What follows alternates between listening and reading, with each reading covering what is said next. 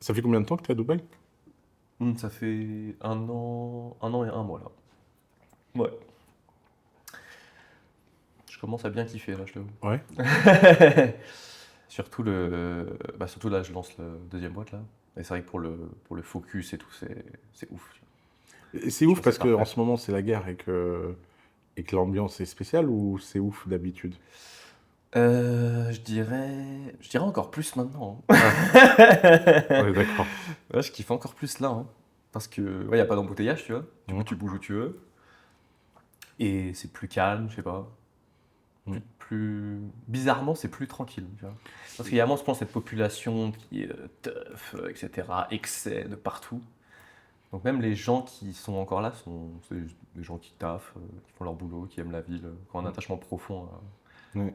à la ville, quoi. On parlait juste avant que c'était un filtre intéressant, les gens qui n'étaient pas partis.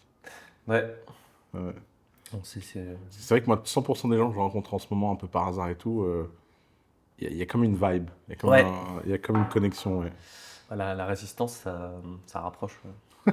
Résistance. Ouais, la Je crois résistance pas, et la résistance et la souffrance, ça rapproche je beaucoup. crois pas qu'on ait fait grand-chose, mais ouais. Ah, le Ouais. seul acte de présence, hein. Ouais. En vrai, hein. Ben, apparemment, c'était beaucoup pour beaucoup de gens de rester, quoi. Ouais. Ah, je sais pas, tu vois, ouais, en fait, j'arrive pas à me mettre à leur place. Tu Moi vois. non plus. J'arrive pas à me dire. Enfin, ouais, je sais pas toi, mais je regarde l'impact concret, réel autour de nous, tu vois, qui est, euh, Moi, zéro. qui est pas grand-chose. Mm.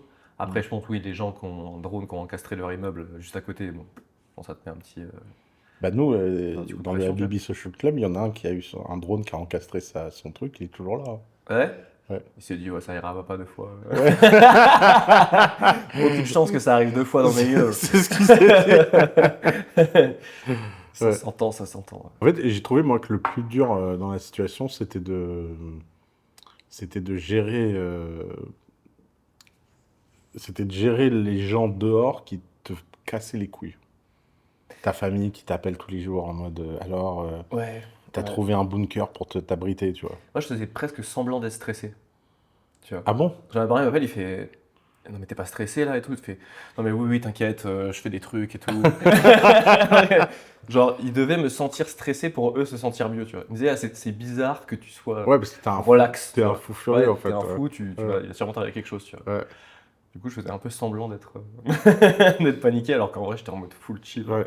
Moi j'ai eu 2 semaines où ma mère m'appelait tous les jours à 13 h heure française et à 20 h heure française parce qu'elle était devant le journal télé, en fait.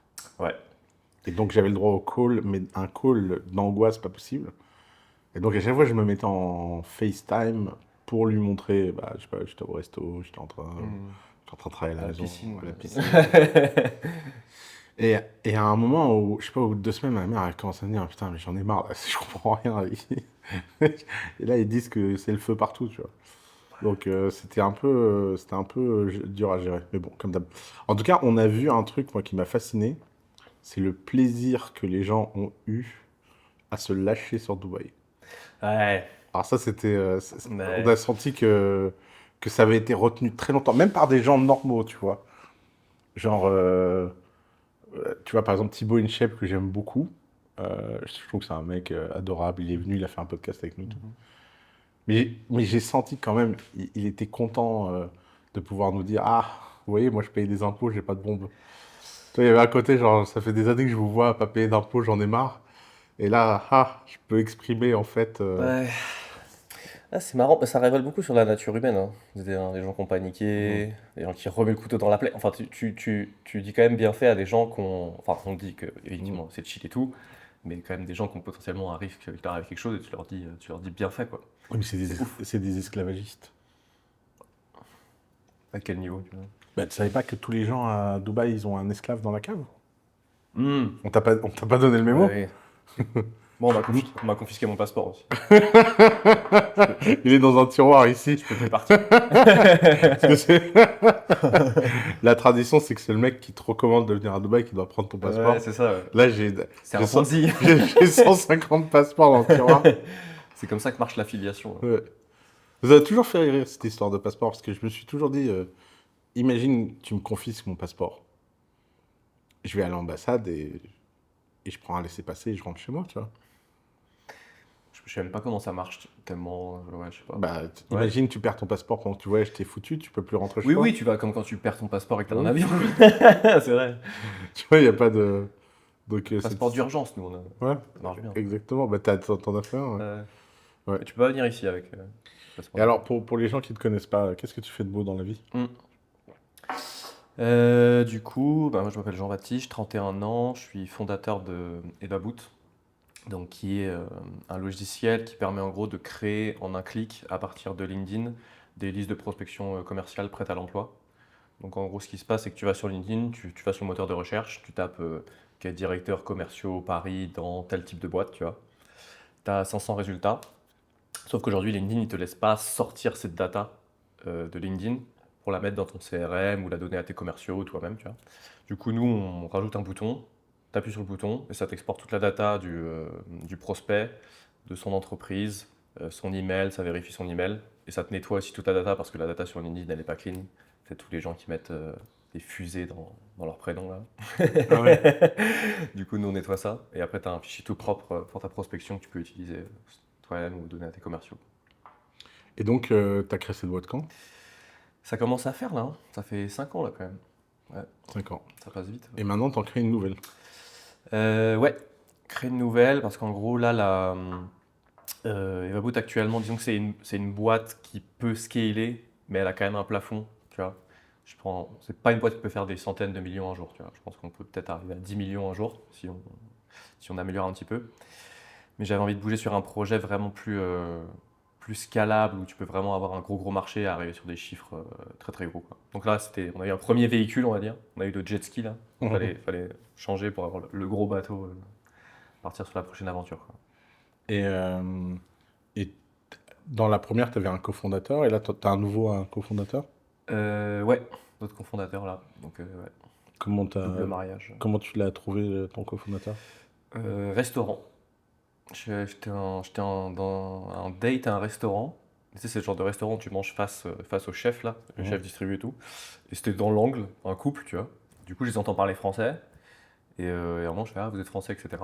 Et en fait, la copine de mon cofondateur travaillait dans les sales et connaissait Eva Boot, en fait. Ouais, j'ai déjà vu ta tête quelque part et tout. Je fais, ah, tu travailles dans les sales. On a commencé à parler comme ça.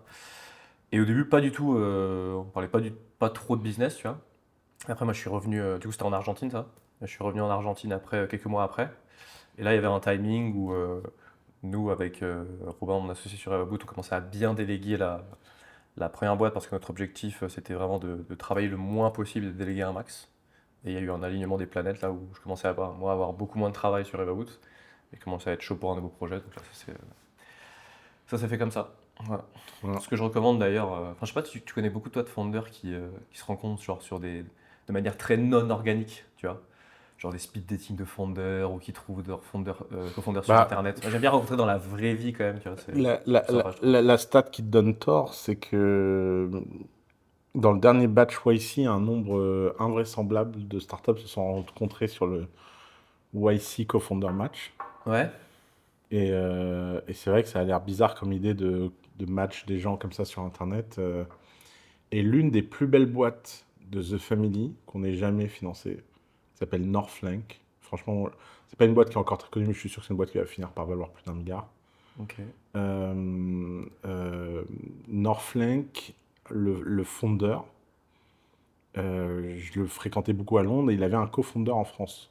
Et comme moi, je passais mon temps au bureau de Londres, qu'on n'avait pas beaucoup de founders à Londres, je le voyais tout le temps déjeuner ensemble et tout. Et donc, je suis devenu très proche de lui. Et puis, il me parle tout le temps de ce cofondateur que je vois quand je suis au bureau de Paris, tu vois.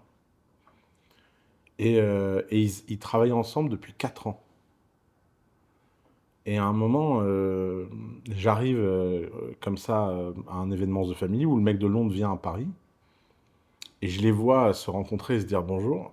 Et il y en a un qui dit à l'autre, ah, t'as l'air plus grand que ce que j'imaginais. Et alors, je me dis, elle est marrante la blague, tu vois.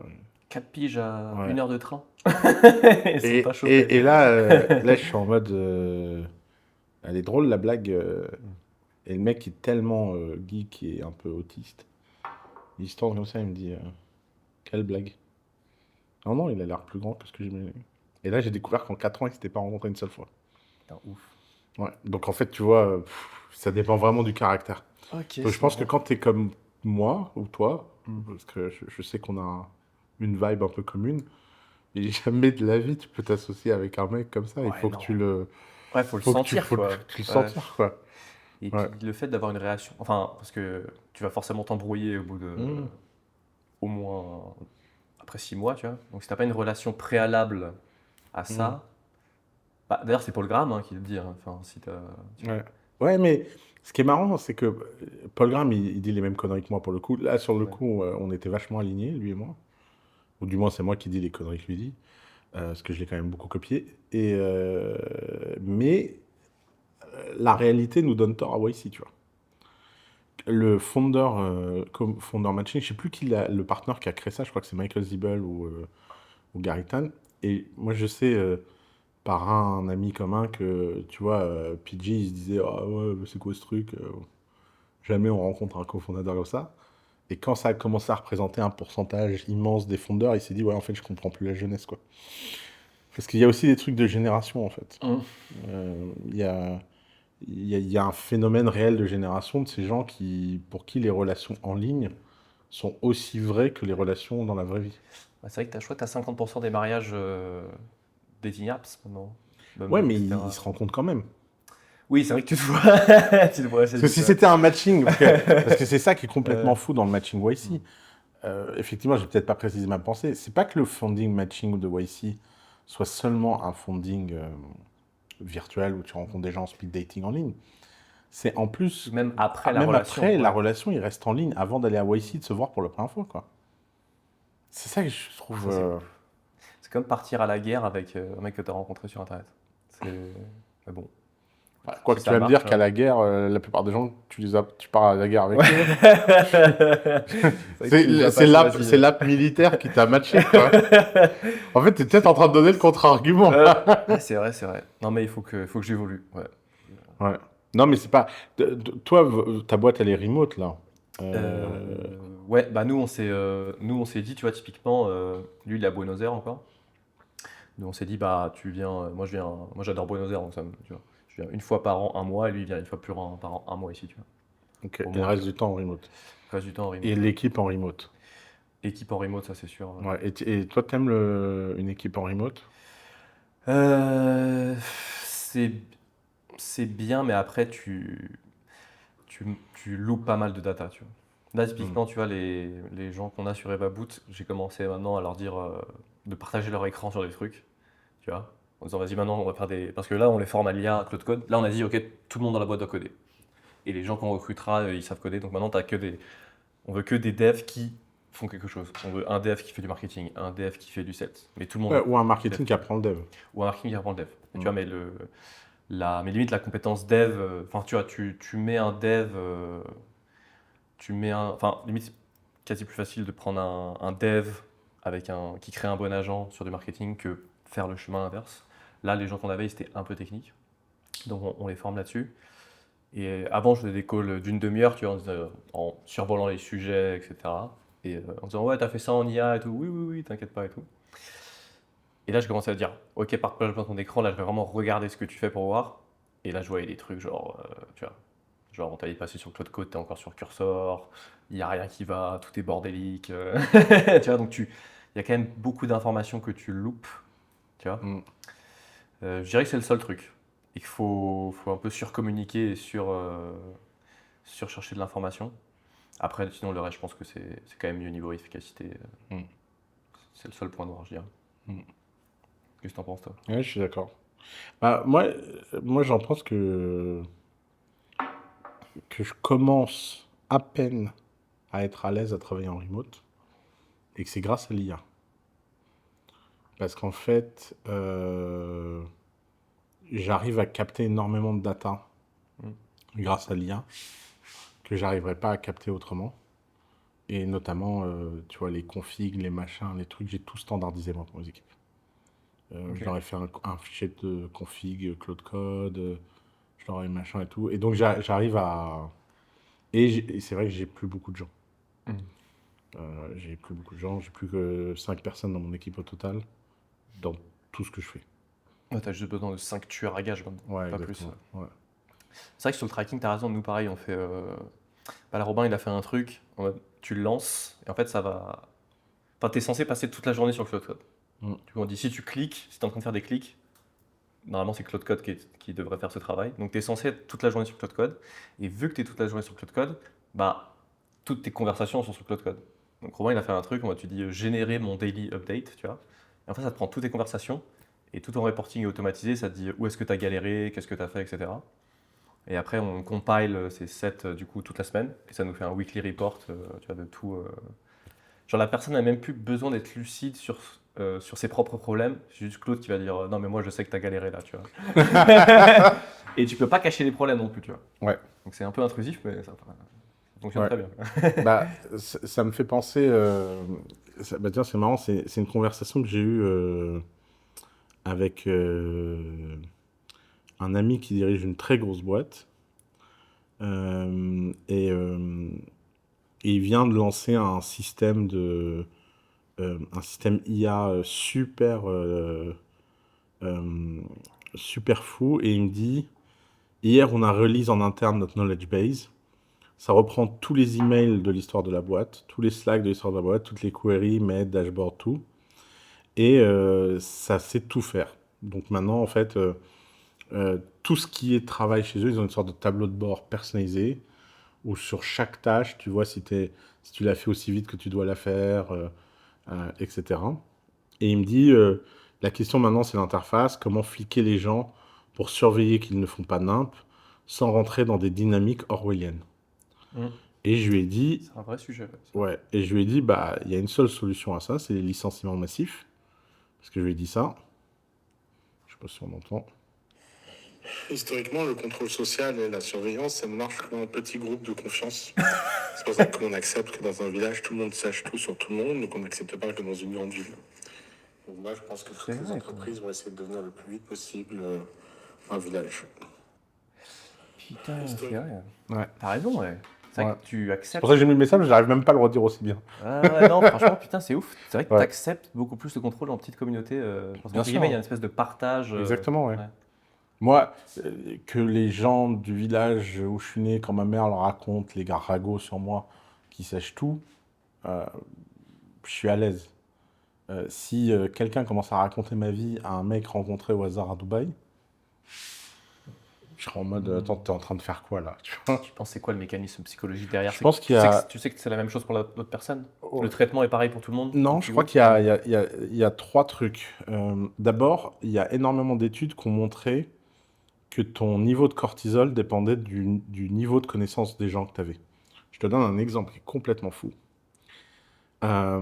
Tu prépares le même plat et tu fais manger le plat dans un restaurant entouré d'inconnus et le plat entouré de gens que tu connais depuis plusieurs années. D'accord? Mhm. Le même plat est noté en qualité gustative 30 à 40% de plus quand les gens autour de toi tu les connais que quand les gens tu les connais pas. C'est pour ça que tous les restaurants de clubs privés ont l'air d'avoir une saveur folle. Hmm. Alors que tu peux pas atteindre ça. Alors, toute chose égale par ailleurs, si tu tombes sur un chef 3 étoiles, etc. Mais si un chef 3 étoiles te faisait la cuisine, et c'est pour ça que cette sensation que tu as quand tu dis la cuisine de maman, c'est quand même la cuisine la plus exceptionnelle du monde, c'est tout simplement parce que le niveau d'ocytocine et de cortisol que tu produis, ocytocine élevée, cortisol bas quand tu es avec ta mère, enfin, si tu as une bonne relation avec ta mère, fait qu'en fait, sa cuisine, le niveau de stress que tu as dans la bouche descend, le pH de la bouche change et ta façon de goûter les choses change. De la même façon que le jus de tomate est meilleur dans un avion parce que la pression atmosphérique descend. Et donc, tu as un meilleur goût de la tomate. Et donc, ça, c'est le premier truc. Donc, je pense que on est quand même wired pour créer de la confiance dans le temps. On a quand même un système de régulation des hormones quand on connaît quelqu'un. On produit des hormones spécifiques à l'attachement, à l'amitié, etc. Et que, en fait, tout ça doit réguler plein de choses autour de nous, et notamment le fait d'accéder à notre vie privée qui est vue comme une menace ou pas une menace. Ensuite, la deuxième chose, c'est que effectivement, même dans un petit village, ça peut être tap system, que tout le monde sache tout sur tout le monde, etc. Je suis pas en train de, je suis pas en train d'idéaliser le petit Mm. village Mm. romantique. Je sais, je connais. Je sais que ça peut être très très chiant. Et la question, c'est en fait, c'est quel type de chiant tu prends dans la vie. Parce qu'il n'y a aucun système qui est parfait. Quand tu es seul dans une grande ville à manger ton plat, tu vois, un peu caricaturalement de pâtes réchauffées, tu gagnes en liberté, en autonomie, mais tu perds beaucoup en confort mental, en fait. Et je Mm. pense que l'humanité a quand même optimisé pendant très longtemps pour le confort mental, jusqu'à la rupture industrielle où elle a commencé à optimiser pour la performance individuelle. Parce que ce que Adam Smith a apporté et qui n'a pas été compris, c'est qu'Adam Smith, il a fait comprendre aux sociétés que la somme des individualités crée l'intérêt général. Ça, c'est ouf qu'il y a plein de gens qui comprennent pas ça. Ouais. Genre, Et que la donc, somme en des fait, égoïsmes. le but du jeu, c'est pas de maximiser le bonheur des individus, c'est de maximiser leur efficacité, leur output, leur production. Après, ils sont malheureux, pas malheureux, ils sont bien, ils sont pas bien, ils ont du sens, ils ont pas de sens. Je veux dire, la société en a rien à foutre, elle veut du GDP, quoi, tu vois. Donc, Mm. et donc, en fait, je pense que c'est une chape qui est vraiment très forte sur nous et qui, d'un seul coup, vient d'être brisée par l'IA. Parce que dans l'IA, la contribution individuelle est assez faible, en fait. Ce qui va faire la valeur des organisations, c'est que tu as tes fameux tueurs à gages qui se connaissent, qui ont de l'historique, du contexte, qui soient capables d'être une force contraire à l'IA. Moi, je vois, j'enseigne énormément l'IA en ce moment à mes amis, à tout le monde, à Scale with Vous, etc. Ça me fascine à quel point c'est dur d'apprendre à quelqu'un d'utiliser l'IA. C'est vraiment dur, en fait. Parce que tu vois plein de choses. Tu vois si les gens sont clairs ou pas. Tu vois si les Mm. gens savent ce qu'ils veulent ou pas. Tu vois si les gens, ils ont confiance ou pas.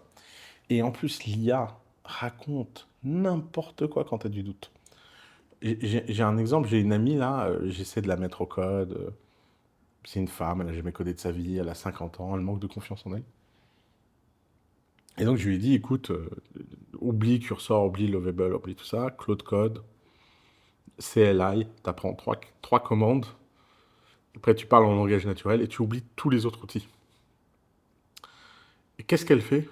Elle dit, elle y a, oui, mon ami Oussama me dit d'utiliser Claude Code CLI, mais je me sens pas prêt parce que je suis pas ingénieur. Est-ce que tu penses pas que je devrais commencer par Cursor? Qu'est-ce que l'IA répond? Bah bien sûr. Ça, ça va pas te brusquer. Tu as tout à fait raison. Tu n'es Mm. pas prête pour Claude Code. C'est Claude Code Donc, qui dit ça? ouais. Il devrait mettre un truc dans le prompt Mais pour. laisse tomber. Laisse tomber. Mais je crois que c'est dur de faire ça. Ouais. Sans niquer le système. Mm. Et donc, résultat, cette personne, tu vois, elle met à égalité mon avis avec l'avis de l'IA. Et le problème, c'est que l'incapacité des gens à juger quand est-ce que l'IA est la bonne personne à écouter et quand est-ce que c'est pas la bonne personne à écouter, c'est assez problématique. De la même façon que moi, je sais un certain nombre de raccourcis dans la vie qu'aucun IA ne peut savoir. Quand je dis à un mec, tu vois, il y a un de vos potes là, il me dit, ouais, je vais ouvrir une boîte, machin. Je lui dis, écoute, tu fais ça, ça, ça, ça. Il va demander à Claude. Claude raconte n'importe Mm. quoi. Claude a été lui inventer un risque juridique. Si t'es avocat, tu rigoles. Et moi, je comprends que les avocats, Bah ouais. ils rigolent. Parce que quand on dit, ouais, l'IA va remplacer les avocats, les médecins, eux, ils sentent bien qu'il y a un truc qui tourne pas rond. Mais ce qu'ils n'ont pas compris, c'est pas que l'IA va remplacer les avocats. C'est que l'IA va remplacer les avocats pour les mecs plus intelligents que leurs avocats. Et donc, l'inégalité d'intelligence, dans un monde où l'intelligence est abondante, elle devient horrible. Parce que le système s'adapte à toi. En plus, je pense que le système est programmé pour ça, plus que la norme des LLM. Et donc, bah, ouais, tu vas avoir une nouvelle classe qui est celle qui sait parler aux IA. Tu sais, t'as l'homme qui murmure aux chevaux, bah, il va y avoir l'homme qui murmure Ouais. aux IA, quoi. Bah, c'est marrant parce que t'as, comme tu disais, les gens qui arrivent à juger ce qui est généré par l'IA, mais ce jugement vient d'une pratique manuelle de plusieurs années, sauf que les nouvelles générations vont aller directement Ouais. sur l'IA et pratiquer moins, et du coup, Et bah, tu jumps directement, et du coup, tu as moins ce point de vue critique peut-être. Donc, c'est vrai, comment tu résous ce problème pour les gens qui, c'est vrai, qui, c'est qui vrai, naissent avec l'IA, tu vois? mais je vais te challenger là-dessus, parce que le problème, c'est pas l'expertise du domaine, c'est l'exercice du jugement de façon neutre. Et une interception. Euh, T'as un très bon exemple de ça. Il y a 4 mois, tu ne savais pas coder. Pourtant, en 4 mois, tu fais des choses qui maintenant, qui moi ai vu des CTO toute ma vie, euh, je sais quand tu demandes quelque chose à un CTO, combien de temps ça prend, est-ce que c'est faisable ou pas. Tu es en train de faire des trucs qui avant, c'était des équipes de 5-6 personnes, fallait faire des réunions, du scrum, des, Quel enfer, le Scrum. des, Ouais, putain. des je sais pas quoi, des sprints, des stand-up, Les tickets. des tickets. Ouais. Et là, maintenant, bah, c'est toi et ton pote, quoi. Qui est en Argentine. Mm. Euh, et pourtant, tu exerces un jugement sur ce qu'il fait. T'es pas technique. T'exerces pas le jugement par ta capacité à comprendre ce qu'il fait, mais par l'output. Et par le fait que toi-même, bah, tu as déjà fait des boîtes, tu sais, tu as utilisé des bons produits, tu sais ce qui est un bon produit ou pas. De la même façon que je pense que je fais des très beaux sites internet en vibe coding, parce que j'ai beaucoup de goût d'avoir exercé ce goût en tant que client. Ça fait des années que je repère des trucs qui sont beaux. Donc maintenant, j'arrive à faire avec l'IA des trucs beaux parce que moi-même, j'ai expérimenté. Et donc, en fait, le problème de la jeunesse, c'est pas qu'ils aient pas le domaine d'expertise, c'est juste qu'ils ont une expérience très narrow à cause de ça.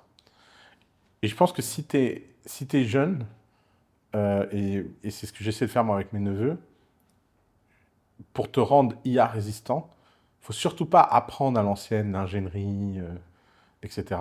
Il faut apprendre l'output de la vie. En fait, je pense que pour devenir très très fort en IA, il faut avoir expérimenté un bon output. Si tu as utilisé 200 dashboards d'entreprise, tu vas faire un meilleur dashboard que si tu sais comment fabriquer un dashboard ou comment fonctionne un dashboard. Parce que je pense que tu deviens de facto ce que Steve Jobs décrit. Euh, Beaucoup de gens parlent de la magie Steve Jobs, moi qui m'a obsédé pendant des années. Quand Steve Jobs parle de lui-même, il dit toujours, moi, ce qui fait ma valeur chez Apple, c'est que je suis le seul client sincère d'Apple chez Apple. C'est-à-dire qu'il utilise les produits Apple comme un mec lambda et c'est ce qui donne sa valeur de leader. Alors que l'ingénieur, il l'utilise comme un ingénieur et ça le rend inapte à comprendre comment un client fonctionne. Et je pense que l'IA, c'est ça. L'IA, je pense que si j'arrive à faire tellement de la magie avec l'IA, c'est parce que je suis débile. C'est parce que Ouais. je lui parle comme on parle à un humain. Je n'utilise pas de prompt compliqué, j'ai pas de prompt engineering. J'utilise des techniques de psycho que j'ai développées avec les gens. J'essaie de le corneriser quand il se fout de ma gueule. J'ai un détecteur de bullshit quand il est feignant. Et donc, en fait, pour moi, c'est comme ce que je faisais avec des humains, mais à la vitesse de la lumière, en fait. Mm. C'est vrai que j'ai l'impression. Mais il y a une vraie. De plus en plus, je trouve, une prime à pas trop réfléchir. Ouais. Tu vois. À être un peu, pas bourrin, mais presque, tu vois. Si, si, ouais. Et à dire. Typiquement, je vois plein de devs qui disent attends, sur Claude Code, moi, je valide toutes les autorisations, je tape sur entrée pour être sûr. Et moi, j'arrive, je fais mec, lance, vas-y, casse les cloisons. C'est parti, tu vois. Et la Mais vitesse entre les deux, la différence, elle est insane, tu vois. Parce que t'as j'ai- pas ce relâchement, ouais. ce. Les devs détestaient le plus au monde dans leur métier de créer des tests. Créer des tests pour un dev, c'est... Et en fait, la seule chose qu'ils devraient faire aujourd'hui, c'est de faire des tests et des évals. Bah, le stand. En fait, ça, c'est. J'ai l'impression que le job, c'est juste. On met le standard. Et du coup, comme tu disais, plus tu as été exposé au monde réel, les outputs de la vie, tu connais le standard réel, qu'est-ce que les gens veulent en réalité, etc. Tout revient à ouais, avoir un bon standard, j'ai l'impression. Toi, du coup, tu dirais là, c'est quoi les hypothèses un peu fondamentales à prendre quand tu as un business software, par exemple? De dire, Ouais. OK, c'est quoi les hypothèses fondamentales que je prends pour être sûr que mon business, il existe encore dans 5 piges et qu'il ne s'est Mm. pas fait manger par une grosse boîte ou carrément par Anthropic Mm. ou ChatGPT, tu vois. Déjà, la première chose à faire, c'est de ne surtout pas se poser cette question. Je pense que la résistance au long terme t'empêche de prendre l'opportunité de court terme. Ok. Euh, je pense que 99% des boîtes qui ont été créées dans les 3 dernières années vont disparaître, si c'est pas 99,9, mais qu'elles vont imprimer suffisamment de cash pour s'en foutre. Pendant très longtemps, on a eu une préférence pour la construction de long terme, on veut créer des boîtes qui durent, on veut, tu vois, fini. Maintenant, tu veux imprimer du cash, prendre le cash et réutiliser le cash pour faire autre chose. Et je pense Hmm. que là où avant un cycle de boîte était 10 ans, 2 years is the new 10 years. Vraiment. Tu vois, hein, regarde, il fallait 10 ans pour atteindre 100 millions d'ARR. Regarde le nombre de boîtes qui ont atteint 100 millions d'ARR en 2 ans. Ouais, les cycles se raccourcissent vachement. Ouais. Ouais. Donc en Hmm. fait, c'est bon, c'est pas grave. Si tu fais un cycle à 100 millions, que tu vaux, je sais pas, 2 milliards, que tu fais 40 millions, 50 millions, 100 millions de secondaires, qu'est-ce que t'en as à battre que la boîte, elle se fasse bouffer, elle meurt? Faut sortir Hmm. de ce romantisme. Ce qui veut pas dire que, évidemment, le but, c'est de faire mourir la boîte. Mais c'est juste d'accepter que ce n'est plus en ton contrôle le moment où tu vas te faire buter. Si, Hmm. tu ne peux pas savoir, et comme tu ne peux pas savoir, ça ne sert à rien de l'anticiper, parce que l'anticipation crée une espèce de situation dans laquelle tu vas prendre énormément de décisions pour le long terme, qui vont te faire perdre pour le court terme. Et cette bêtise-là, là, il faut vraiment... d'ailleurs, chaque révolution industrielle favorise un type de neurodivergence. On vient de rentrer dans l'ère des ADHD. Vraiment. Ouais. Bah ouais.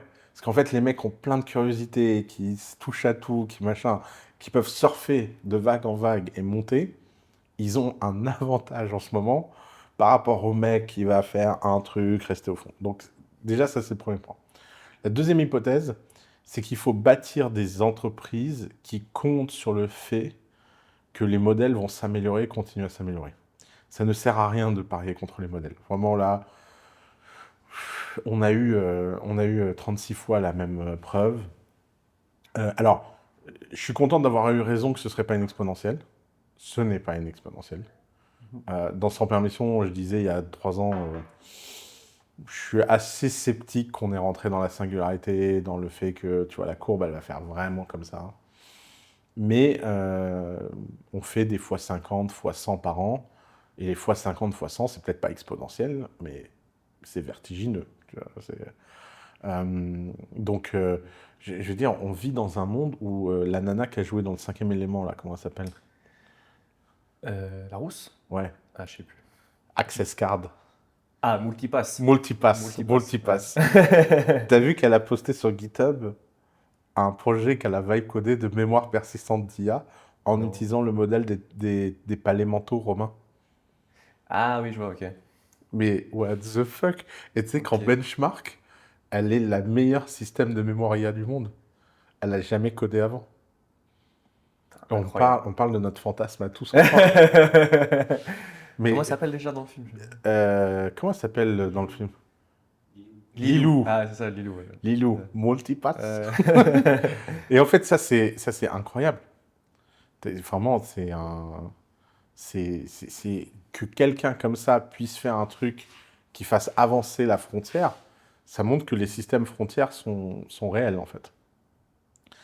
Et puis, je pense que la troisième chose, c'est qu'il ne faut plus du tout recruter sur CV. Je pense même, maintenant, je me force à ne même pas savoir. Là, parce que moi, je recrute pas, mais j'aide beaucoup de gens à recruter dans les boîtes de mon portefeuille. J'essaye tous de leur faire créer des systèmes de recrutement fondés sur le fait que tu ne sais pas ce que la personne a fait avant. Tu ne dois pas être biaisé. Parce qu'en ce moment, il y a des dingueries qui se passent. Tu as des espèces de ponts dans le multivers qui se font qui étaient inimaginables. Des designers qui deviennent les codeurs qu'ils ont toujours rêvé d'être. Des codeurs qui deviennent les designers qu'ils ont toujours rêvé d'être.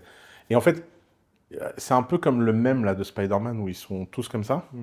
C'est qu'en fait, ils ont tous... C'est-à-dire que maintenant, tous les designers du monde pensent qu'ils peuvent remplacer leur codeur.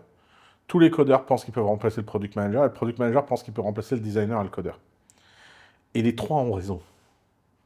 C'est ça qui est intéressant.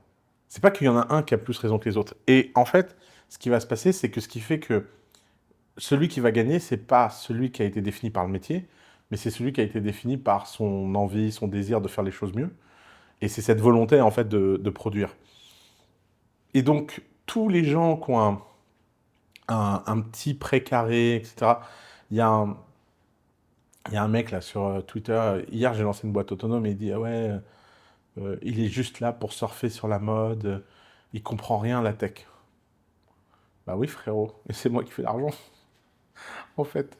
Et en fait toi t'es un putain d'ingénieur et t'as un titre, t'as un ballon, t'as travaillé dur pour avoir ce ballon et tu dis moi mon identité c'est d'être un ingénieur, je comprends tout. Et le mec à côté il vient et fait tac, il dit donne-moi ton ballon, j'en ai rien à Hmm. foutre de ton ballon. Et en fait tu peux trouver ça malheureux, tu peux trouver ça pas élégant, tu peux machin, mais c'est la réalité de ces outils. Et la réalité de ces outils, c'est qu'ils donnent de la force aux gens réellement créatifs. Réellement. Pas aux gens qui se pensent créatifs, pas aux gens qui vraiment sont capables de sortir des idées toutes les semaines. Et ça, Ouais, c'est intéressant les deux thèmes, je trouve. Ouais, l'identité déjà. Alors, je trouve que ça, c'est un concept qu'il faut éliminer, quoi, limite. ah Parce que ben, ça, c'est devenu tellement. Ça te ralentit tellement. c'est un truc de Ouais, fou, hein. c'est. Il faut vraiment avoir ton identité au minimum, minimum, Ouais. minimum. T'es humain, tu manges, tu respires, et T'as des encore. doigts, tu sais taper sur un clavier. Ouais, voilà. C'est bon, ouais. Et ouais, c'est vrai, je me faisais la réflexion aussi il y a pas longtemps, de vu que tu as une capacité d'exécution illimitée, là-bas, maintenant, en fait, le facteur limitant, c'est notre cerveau, quoi. Ouais. C'est notre contexte Ouais. et aussi Et puis la notre... capacité à répondre vite à l'IA. Parce que l'IA Ouais. te répond en 2 secondes.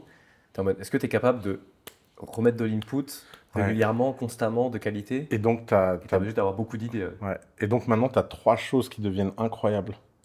Tu as besoin de te nourrir spirituellement et intellectuellement comme jamais pour rester à la hauteur. Tu as besoin de kiffer comme jamais, parce que le niveau de stress que ça crée. Moi qui pensais être un mec très stress résistant, l'IA m'a eu là, hein. Maintenant, j'ai cette sensation que les gens ont d'angoisse, de burn-out, Mhm. et il faut de la clarté sur ce que tu fais. Là, j'ai vécu un truc cette semaine. Je sais pas, j'étais dans mon lit, j'étais crevé, j'étais au bout de ma vie. Il était 1 h du matin et j'ai eu une idée. Je me suis dit, ouais, pourquoi on ferait pas des agents en direct responsible individual, le truc de Steve Jobs. Alors, Steve Jobs, il a créé une méthode de management qui est horrible, qui s'appelle le DRI. C'est que Apple, si tu n'es pas un vice-président ou au niveau vice-président, tu n'as pas le droit de faire plus d'une tâche. Ok. Direct, responsible, individual. Et tu as une sorte de to-do de 97 000 personnes. Une personne, c'est une tâche. Et lui, son rêve, c'est que les gens soient focus qu'il y a une seule tâche. Ce qui est profondément inhumain. Hmm. Tu vois, c'est horrible. Ça doit être. Tu es responsable d'un DRI, tu dois dépérir. Mais Apple thrive grâce à ça. Parce que forcément, c'est terrible pour les humains, c'est génial pour la boîte. Et je crois pas que Steve Jobs était très concerné par le niveau de bonheur de Hmm. ses employés, tu vois. Mais sauf que Steve Jobs, s'il avait connu les agents IA, je me suis dit, un agent IA, tu peux lui imposer un DRI, et ça devient fou. Mais le problème, c'est que tous les agents là qui sont développés, ils ont le paradigme inverse. C'est que tout le monde veut faire l'agent universel qui fait tout. C'est casse-couille, tu vois. Donc je me suis dit, est-ce que je suis capable de créer un générateur d'agents qui implémente le DRI? Ouais, bah, c'est au-delà de mes compétences techniques. Ouais. Ouais, franchement, ouais, il y a plein de problèmes. Tu vas prendre le leak de Claude Code et le La- forquer en. Bah ouais, mais justement, Claude Code, c'est un arnasse général, tu vois, c'est justement le problème. Et donc j'ai commencé, donc je suis sorti de mon lit en rampant, franchement. Non mais n'importe quoi, à 1 h du mat. Et je me suis mis devant le Claude Code, et à 9 h, je me suis endormi sur mon ordi, c'est que ça, avec le clavier, et rien qui marche. Et j'ai littéralement, en plus, franchement, j'aurais dû me calmer, j'aurais dû réfléchir à l'idée, j'aurais dû en parler avec des mecs forts techniquement, j'aurais dû comprendre un des problèmes. Parce que premier problème auquel j'étais confronté, qui est vachement marrant, c'est que si tu finis avec 100 agents et que tu veux qu'ils aient quand même le contexte de ce que tout le monde fait, bah, le niveau d'interaction entre tous, si tu veux les faire parler, c'est 100 factoriel. C'est horrible. Tu vois? Donc, tu as un agent, ça va. Deux agents, ça va. Trois agents, t'es 3 factoriel. Donc, tu as besoin de 3 fois 2 fois 1. Puis 4, tu as 4 fois 3 fois 2 fois 1. Puis alors, imagine, tu as 100 agents, c'est fini, quoi. Et le système, il crache. Et après, donc, tu vois, j'en parlais avec un ami ingénieur. Il me disait, mais non, mais t'es con, pourquoi tu fais pas un truc central? Je dis, ah, et ben, à 4 heures du matin, j'y ai pas pensé à celle-là. Et c'est parce qu'en fait, c'est une vraie connerie quand tu as une idée de vouloir la développer tout de suite. En fait, on rentre dans un monde très paradoxal où il faut laisser l'idée maturer, il faut en parler avant de toucher à ce putain de Claude Code. Il faut déjà bien la dimensionner, l'imaginer. Littéralement, tout ce qu'on a dit aux gens de ne pas faire depuis 20 ans. Tu vois? Ouais. Et en fait, c'est hyper dur d'apprendre à vivre avec ce monde où tout est possible. Et donc, parce que tout est possible, tu finis avec 400 repos sur ton truc, il n'y a rien qui avance. Et Ouais. t'arrives pas au bout des choses, Il quoi. y a un truc, je sais pas toi, mais moi je me sens un peu con parce que t'es en mode, ok, ce truc peut tout faire, la seule limite c'est moi, donc si j'y arrive pas, c'est ma faute. Bah, bien sûr. Et quelque part, ça te met face à tes propres limites. Donc, tu te dis, en fait, la seule raison pour laquelle j'avance pas, c'est parce que je suis trop débile actuellement, tu vois. Et Exactement. t'es obligé de te prendre ça dans la gueule, tu vois. Ouais. Et c'est vrai de lire beaucoup, de te renseigner sur les trucs. Ouais. Enfin, j'ai l'impression d'un process de euh, se renseigner et après, en fait, le skill d'architecte, j'ai l'impression que ça résume un peu tout le truc et de visualiser exactement Qui en plus, le c'est système que tu veux qui est un construire. skill à la base bullshit, hein. Franchement, enfin, je veux pas être méchant, mais les architectes logiciels, tu vois, c'était pas les gens qui faisaient rêver les gens dans le monde de la tech, hein. Mm. Et d'un seul coup, ils sont devenus centraux, en fait. Bah là, si tu sais le dessiner, Mm. c'est bon quoi. Je sais pas si ça t'arrive toi beaucoup aussi de partir dans l'exécution et de dire j'avance. Et là tu dis putain je comprends plus rien à ce que je suis en train de faire. Ah, mais là, mais La capacité de t'en rendre compte et de se dire ok stop, je regarde 3 heures de vidéo, j'essaie de comprendre ce que je suis en train de faire et je continue. Parce que t'as quand même un truc de dopamine casino quoi. C'est littéralement comme le casino, tu appuies sur un bouton, il y a un ça truc te qui fait se un passe. output aléatoire, potentiellement exceptionnel. Mm. Donc en soi ça active la même zone. C'est exactement la même zone du cerveau. J'avais pas justement. pensé que Claude Code, c'est une machine à sous version genre intelligent. Ah, c'est ça, hein. Ouais. Je pense clairement. Hein. Ouais. Et ça rapporte de l'argent, ça c'est mieux quand même. C'est Si la t'arrives à le première fois. vendre. Mais en fait, la dernière fois, ton associé nous a envoyé ce texto. Il nous a dit dans le groupe, il a dit, ouais les gars, est-ce qu'on peut quand même noter que c'est la première fois qu'on est tous addicts à un truc qui potentiellement peut nous rapporter de l'argent? Ah, ça c'était moi ça. Ah, c'est toi? Ouais. Je crois que c'était Robin qui avait Ouais, écrit c'était ça. moi, ça. Ah oui, excuse-moi. Bah bravo. Mais après, j'ai réfléchi, je me suis dit, ouais, mais en même temps, Instagram, il y a plein de gens qui font des millions avec. Ouais, mais le ratio, ouais, Ouais, le top, c'est 5% sur la ouais, globalité. c'est 0,1, mais ouais. Alors que là, c'est un peu l'intégralité Ouais, c'est un peu des users. l'intégralité. Donc, j'achète l'argument. C'est cool, effectivement. Bah, vaut mieux que les gens fassent ça que Insta. Ouais. Mm. C'est sûr. Et tu dirais du coup, parce que là, du coup, de ce que tu disais, donc c'est pas de plan. Du coup, pas de plan, qui dit pas de plan, dit un peu ok, antifragile, système. Du coup, c'est quoi les fondeurs, enfin le profil typique du fondeur qui a cette résilience et qui va réussir à, tu vois, Ouais, à lancer. polymath. Tu vois ce que c'est, les polymaths? Non. C'est un mot très Silicon Valley. Bah, c'est un peu, pour le coup, c'est un peu les gens comme toi, ou comme moi, pour le coup. C'est les gens qui sont capables d'atteindre 80% de n'importe quel sujet. Hmm. Ils n'arrivent jamais à passer à 100%. C'est jamais des experts. Ouais. Mais par contre, comme ils sont à 80%, ils arrivent à parler aux experts. Et donc, les nouveaux experts, c'est l'IA. Et les 20% manquants, ils en ont pas besoin parce qu'ils ont 80% de tellement de domaines qu'ils arrivent à les interroger de façon... tu vois, l'exemple que je cite tout le temps, un des premiers mecs chez Google qui a résolu la question de l'architecture des serveurs et du fait que tu pouvais pas mettre tout Internet sur un ordi. Parce qu'aujourd'hui, ça nous paraît évident, hein, les systèmes distribués. Moi, je me souviens qu'à l'époque, il y avait des gens qui disaient Internet, ça marchera pas parce qu'on peut pas stocker tout Internet sur un ordi. Ouais, ouais. Ouais. C'est, Lol. et le mec qui a trouvé la solution, c'est un biologiste. C'est pas un informaticien. Il codait chez Google, parce que Google, ils avaient personne à qui recruter. Ils ont pris leur pote biologiste qui était geek. Et comme le mec, il avait biologie et geek, ah, un nouveau truc est apparu.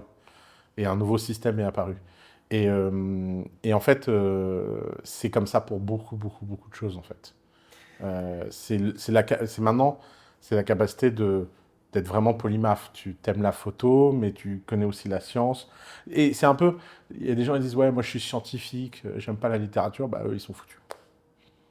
Ils sont foutus. Il y a une case qui leur manque. Et en fait, là, tu as intérêt d'être homme de la Renaissance. Tu as intérêt de vraiment ne rien refuser, quoi, Ah, d'apprendre. j'allais dire, l'avenir appartient aux humanistes, quoi, du coup. Bah, l'avenir, je sais pas, mais l'époque, oui. Hmm. Ouais, franchement, là, il y a un immense. D'ailleurs, euh, on, enfin, on voit commencer à apparaître des mecs là qui font des trucs un peu surnaturels.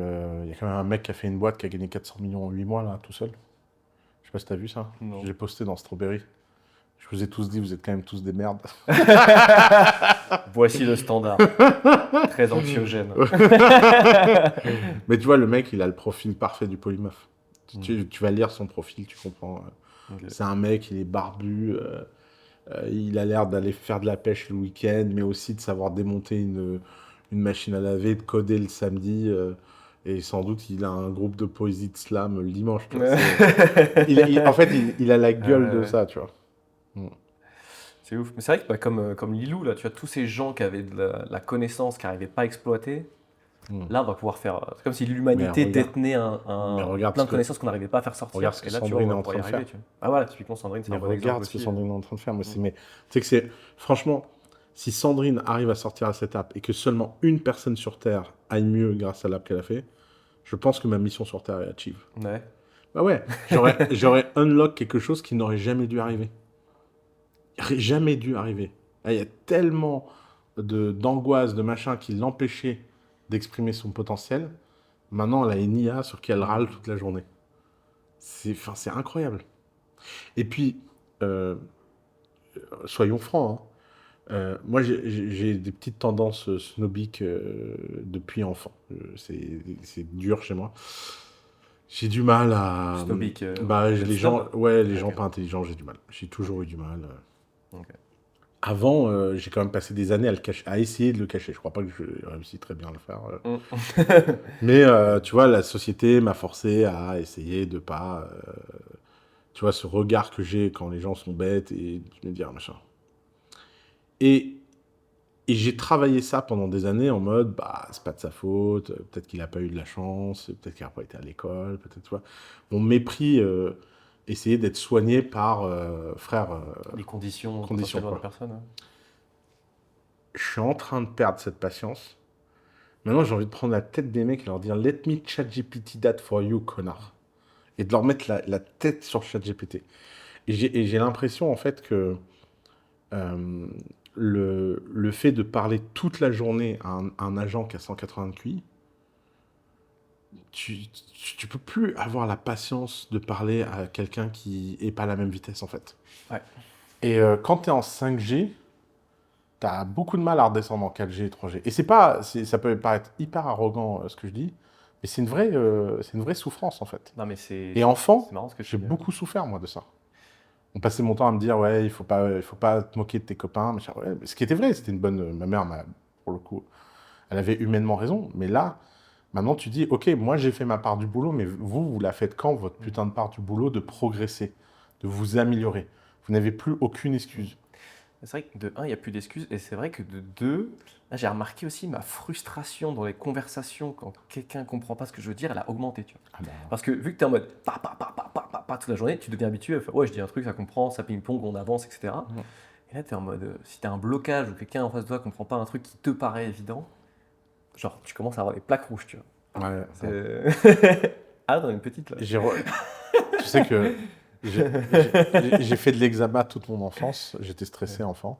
Puis ça a disparu quand le stress est disparu. Et c'est revenu, C'est revenu là? c'est revenu cette année. Ouais. Ouais. C'est la première fois que je stresse depuis des années. Ouais.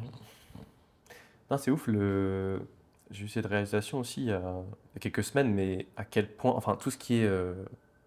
C'est pas des problèmes d'intelligence, mais vraiment de pensée limitante. Tu vois. Typiquement, et tu le disais aussi dans une de tes vidéos récemment, le terminal. Tu vois.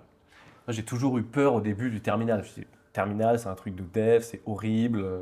Moi, je fais des trucs no-code, on lèche les interfaces. Et là, ça fait 2 mois que je suis sur le terminal. Je suis en mode, mais quel bolos, quoi. Genre, je me suis moi-même privé de ça pour une espèce de vieille barrière mentale toute pourrie que je me suis mis à moi-même parce que j'avais cette identité Mmh. de mec, non, c'est pas pour moi. Mmh.